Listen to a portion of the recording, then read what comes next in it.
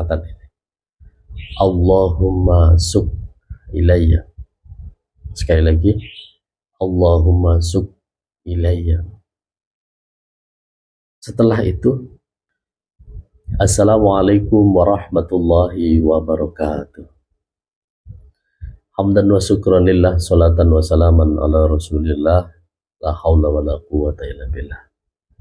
Sahabat-sahabatku yang berbahagia, semoga kita semua selalu dalam lindungan Allah Subhanahu wa ta'ala dan diberikan kesehatan oleh Allah Subhanahu wa ta'ala. Amin ya rabbal alamin.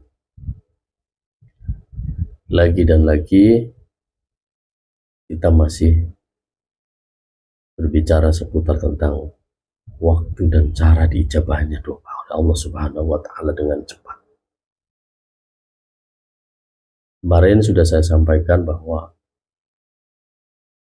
salah satu waktu yang tepat untuk kita memohon kepada Allah agar doa-doa kita cepat dikabulkan adalah sepertiga malam. Kita bangun sholat malam, sholat tahajud minimal 2 rakaat, kemudian perbanyak baca istighfar dan mintalah apa yang kita impikan, apa yang kita cita-citakan. Fa insya Allah Allah akan mengabulkan. Kemudian ada waktu yang ini lebih hebat lagi, lebih kilat lagi kalau kita ingin doanya cepat dikabulkan. Silakan nanti bilang atau ucapkan qabiltu di komentar agar ijazah ini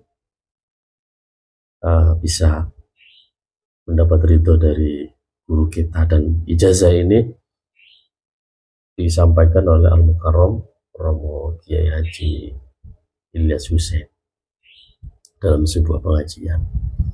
Beliau mengijazahkan langsung dalam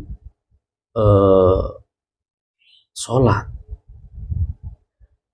ini ada waktu yang tepat kapan kita meminta kepada Allah, walaupun sholat itu secara bahasa artinya doa, maka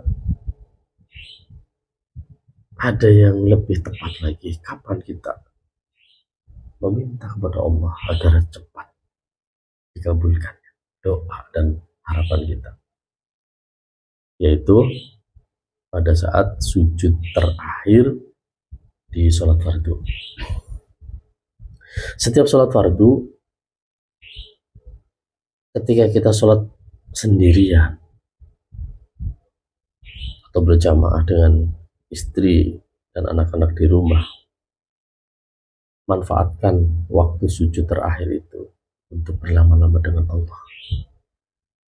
Doanya adalah setelah kita membaca subhana rabbiyal a'la wa bihamdih 3 kali, dilanjut dengan catat ini.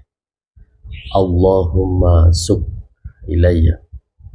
Sekali lagi, Allahumma suk ilayya. Setelah itu kita berdoa kepada Allah. Tentu doanya dalam hati ya. Kita dalam hati, kita mantapkan hanya tertuju dan memohon kepada Allah Subhanahu wa ta'ala. Tidak ada zat selain Allah yang maha mendengar, yang maha mengetahui dan pasti mengabulkan apa yang diminta oleh hambanya. Silakan berlama-lama, akan tetapi doa itu cukup di dalam hati, tidak perlu diucapkan, karena ketika diucapkan maka malah menjadi batal sholat kita. Sujud, mantapkan hati kita, yakin apa yang kita minta akan dikabulkan oleh Allah Subhanahu wa ta'ala. Kita jangan pernah berpikir bahwa wah, kita banyak dosa, kita banyak melakukan maksiat sehingga Allah kayaknya nggak mungkin akan mengabulkan doa kita. Kalau kita berpikir seperti ini, ya memang sesuai bahwa Allah itu tergantung prasangka hambanya. Kalau kita berprasangka buruk, berprasangka yang tidak-tidak terhadap Allah Subhanahu wa Ta'ala, maka ya itulah yang terjadi. Untuk itu, kita harus yakin betul bahwa apa yang kita minta segera diijabah, segera dikabulkan oleh Allah. Dan doa kita boleh yang spesifik, boleh, tidak harus doanya ya Allah, oh, saya minta rezeki yang banyak, diluaskan rezeki keluarga kami. Nah, ini kurang spesifik ya. Terkadang kita menganggap bahwa rezeki itu hanya berupa finansial, keuangan gitu, hanya uang saja. Padahal rezeki kita diberi kesehatan, kita diberi hafaz oleh Allah.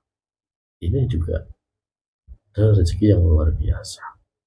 Kita masih bisa melihat istri kita masih bisa melihat anak-anak kita tersenyum, kita masih bisa melihat orang tua kita. Ini adalah rezeki yang luar biasa, yang harus kita syukuri.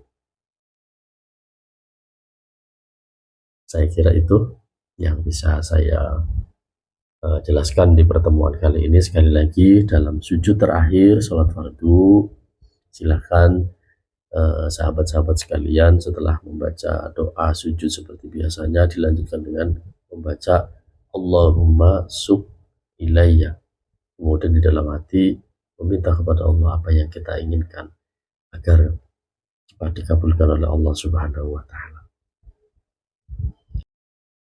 Jangan lupa like, komen, dan share agar selalu mendapat notifikasi pemberitahuan tentang update informasi dari channel YouTube kami. Wassalamualaikum warahmatullahi wabarakatuh.